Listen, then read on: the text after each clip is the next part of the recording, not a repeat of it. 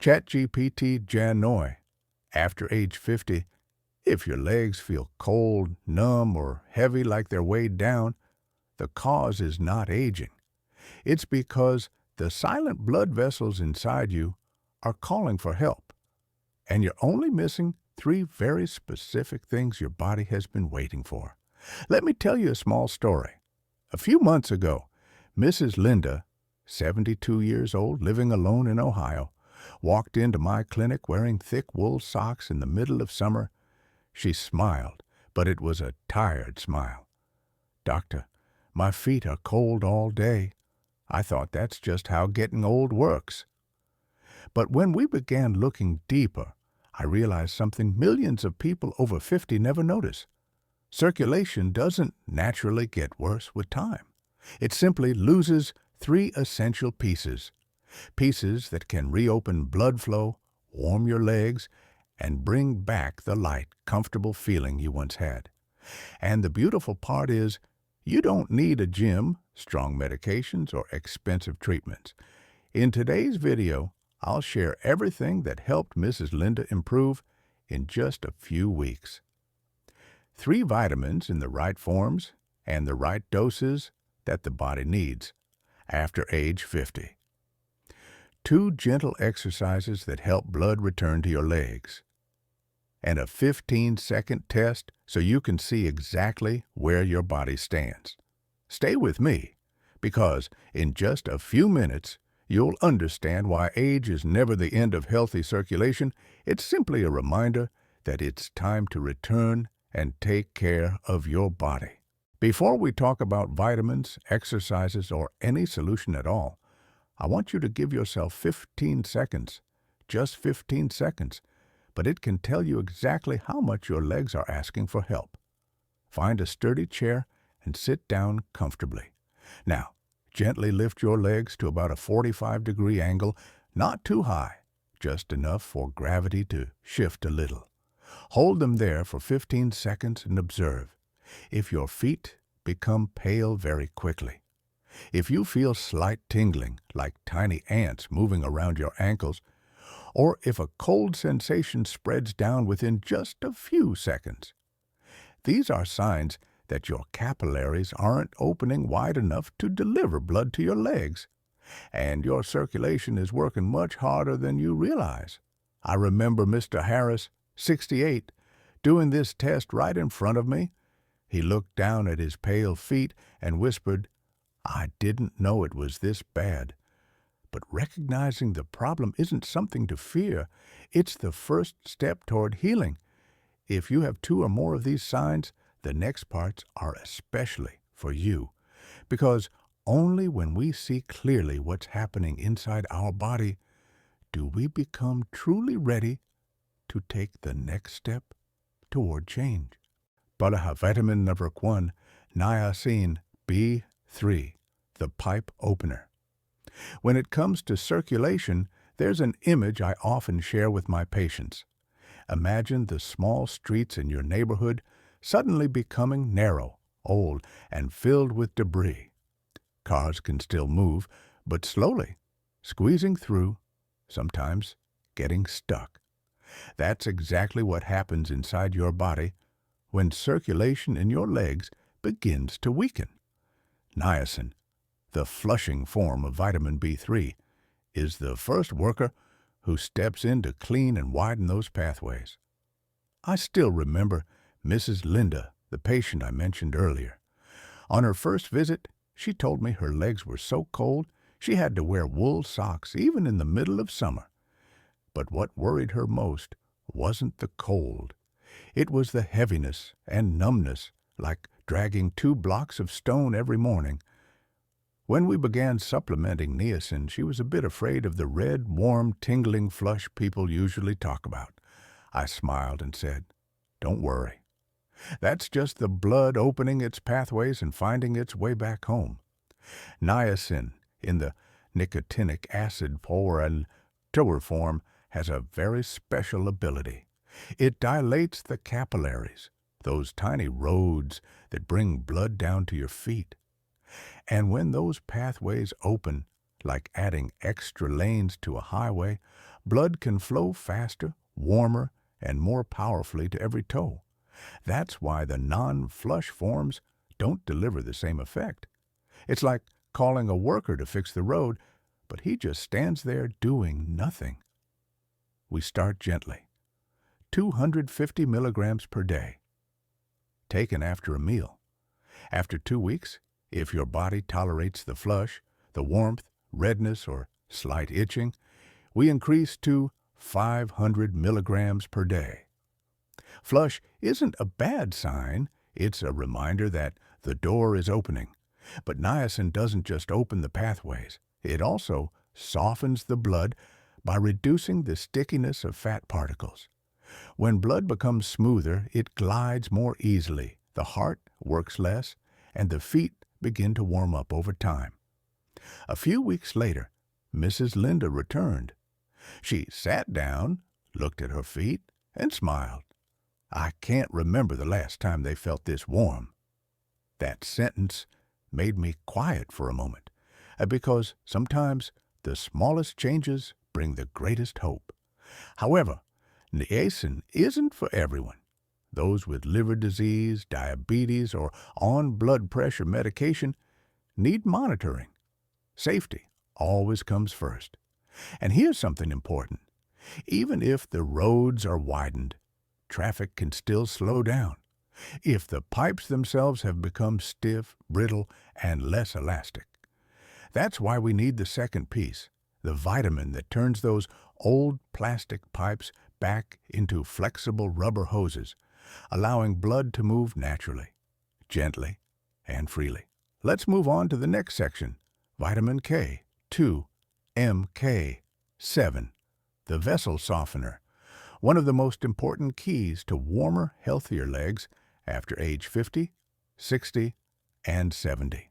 Vitamin number 2, K2MK7, the vessel softener. As we age, many people assume stiff blood vessels are natural, like an old water pipe becoming hardened over time. But the truth is, the body was never designed to harden like that. It's simply reacting to years of misplaced calcium, and vitamin K2, especially the MK7 form, is the key to reversing this. I remember Mr. Robert, 70, a retired radio repairman from Texas. He told me that every time he climbed a step, his legs felt so heavy it was like someone tied sandbags to his ankles. His heart raced, and his calves were always tight, like stretched wires. But what caught my eye most was the skin on his lower legs, pale, low elasticity, and colder than normal. Those are signs of stiff vessels. K2MK7 acts like a traffic controller for calcium in the body. It doesn't create calcium. It simply directs it to where it belongs, into the bones, where it strengthens and supports you, away from the vessel walls, where it causes stiffening, reduced elasticity, and restricted blood flow. Think of blood vessels like new rubber hoses, flexible, responsive to pressure. But when calcium builds up in the wrong places, those hoses slowly turn into old plastic pipes, rigid, easily strained, and slow to respond. We use 100 to 300 micrograms of MK7 daily, taken with a meal containing a bit of healthy fat for better absorption. And something I always remind my patients, if you're taking blood thinners, talk to your doctor first, because K2 interacts with clotting mechanisms. After 6 weeks, Mr. Robert returned. He stood up from his chair more easily, his legs felt lighter, and he told me something I'll never forget. "Doctor, it feels like someone finally removed the metal clamp around my legs." That is the power of giving blood vessels their softness back. And once the pathways are soft, we need a strong signal to help them truly open. That's where vitamin C, the opening signal, plays its essential role. Vitamin number 3, vitamin C, the opening signal. After opening the small pathways with niacin and softening the vessels with K2MK7, the body still needs one more thing: a signal, a clear instruction for the vessels to open, allowing warm blood to flow down into the feet. And that signal comes from a nutrient everyone knows, but few truly understand: vitamin C. I remember Mrs. Helen, 66, who told me that every morning when she got out of bed, her feet were so numb she had to stand still for a few minutes before walking. Not painful, but as if her feet didn't belong to her. After checking her circulation, I knew immediately the issue was with nitric oxide, NO, the compound responsible for widening blood vessels on demand. And vitamin C is what keeps NO functioning properly. Think of it this way: NO is like a remote control that opens the garage door. But if the batteries are weak, the door only opens halfway, or opens and shuts immediately. Vitamin C is the battery pack that keeps the signal strong, clear, and lasting. We use 1,000 milligrams in the morning and 1,000 milligrams in the early afternoon, ideally in buffered or liposomal form for better absorption and a gentler effect on the stomach. I always advise patients to avoid taking it after 5 p.m., not because it's dangerous, but because vitamin C can create a slight alertness affecting sleep, and daytime is when your body needs NO the most to drive blood down to the legs. After 2 weeks of proper vitamin C use, Mrs. Helen returned. She walked into my office and smiled softly. Maybe it's a coincidence, but this morning I didn't have to wait before taking my first step. That's the moment I always look forward to, when the body begins to respond to care. And to amplify this opening signal even more, we need small but powerful exercises to help blood truly return to the legs. When it comes to circulation, many people think immediately of medications or vitamins. But what I always remind my patients is, no vitamin can replace the movement of your body. Blood needs open pathways. That's true. Vessels need softness and flexibility. Also true. But in the end, it's each contraction of your calf muscles that creates the pump pushing blood back to your heart. That's why I always teach my patients 2 simple exercises. So simple that you can do them anywhere. In the living room, beside your bed, even while watching this video. Exercise 1. Calf pump. Activating the second heart. 30 to 40 seconds. Sit in a chair with your feet flat on the floor. Lift your heels quickly, up and down, just like tapping your foot to your favorite song. The calves are the second heart of the body, and with just 30 seconds, you activate an incredibly powerful natural pump. Mrs. Linda once told me, "This exercise is too easy, doctor, so why do my legs warm up so fast?" I just smiled. The body always knows how to heal. It only needs you to give it a chance. Exercise 2. Legs up the wall. Relieving pressure in the legs, 2 minutes. Lie down and place your legs up against the wall at a gentle angle. Stay still and breathe deeply. In just a few minutes, gravity will help the blood pooled in your ankles and calves flow back toward your heart. Many patients say this exercise helps them sleep better, especially those who struggle with nighttime leg cramps. Mr. Harris once shared that after 1 week, it felt like his legs dropped a heavy burden they had been carrying. 2 simple exercises, yet they reveal a beautiful truth. When we give our body a few minutes of attention each day, it responds in the gentlest way. And for these exercises to truly work, there's something you need to avoid. Small but very common mistakes people make when taking vitamins. We'll talk about that next. When I guide patients through these 3 vitamins, almost everyone asks, "Doctor, why haven't I felt a difference yet?" And the answer often lies in small mistakes, very small, but enough to cut the effectiveness in half. Mistake 1. Taking niacin on an empty stomach. Many people want to just take it quickly and get it over with, but taking niacin without food makes the flush much stronger, causing discomfort and making many people give up. I always say, let food go first, and let niacin follow gently behind. Mistake 2. Taking K2 without vitamin D. 3K2 directs calcium to the right places, but without D3, the nutrient that helps calcium get absorbed, neither of them works at full strength. I once explained to Mr. Robert, K2 and D3 are like two friends who must walk together. If one walks alone, the result is only half as good. Mistake 3. Taking vitamin C too late in the day. Many patients take vitamin C at 7 to 8 p.m. and then struggle to sleep. Also, your body needs nitric oxide the most during the day, when you're standing, walking, and using your legs.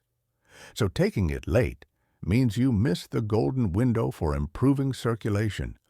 When we avoid these small mistakes, the body opens up like a wider doorway, and improvement comes faster, more gently, and more naturally. And to know whether your body is responding well, there are very clear signs you should never ignore. We'll explore those next. When I guide patients through these 3 vitamins, almost everyone asks, "Doctor, why haven't I felt a difference yet?" And the answer often lies in small mistakes, very small, but enough to cut the effectiveness in half. Mistake 1. Taking niacin on an empty stomach. Many people want to take it quickly and get it over with, but taking niacin without food makes the flush much stronger, causing discomfort and leading many people to give up. I always say, let food go first, then let niacin follow gently. Mistake 2. Taking K2 without vitamin D. 3K2 is the nutrient that guides calcium to the right places.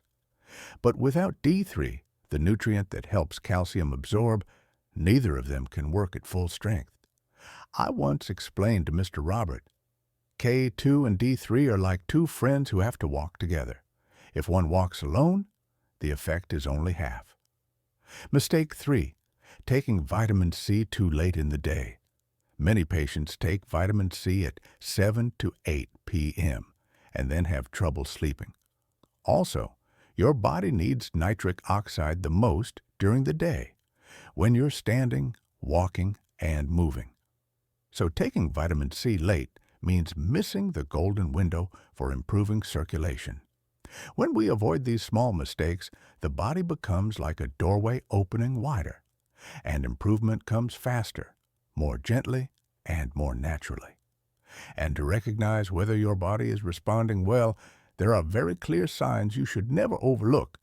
We'll explore those next. During many clinic visits, when I ask patients about circulation in their legs, they often say, "Doctor, I thought this was normal for my age." But the body always sends signals, very gentle, very subtle, long before a problem becomes serious. And if you notice them early, improvement becomes much, much easier. Sign 1. Bruises that take a long time to fade. If a small bruise takes more than a week to lighten, it's a sign of slow circulation. The tiny capillaries don't have enough strength to repair themselves.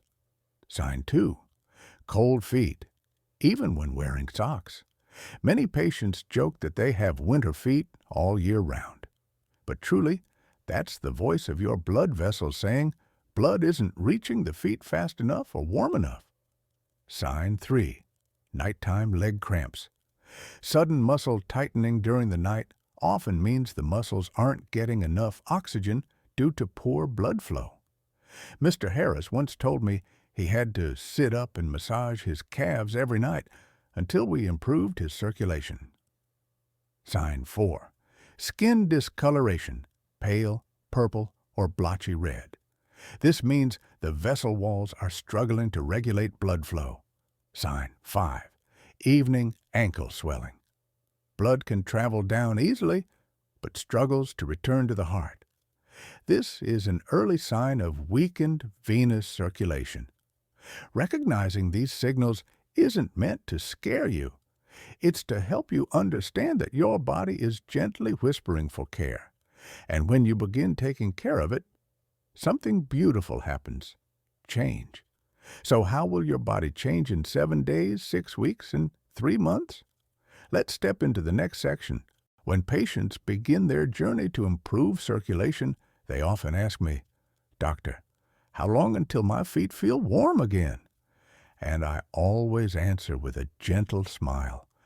The body doesn't change in one night, but it always knows how to respond when you treat it kindly every day. Week 1. The first signals, you may notice very small changes. A little warmth in your feet when you go to bed. Slightly less tingling in the morning. A light flush after taking niacin, reminding you that your blood vessels are opening. This isn't a miracle. It's simply the body's early response as blood begins to find its path again. Weeks 2 to 6.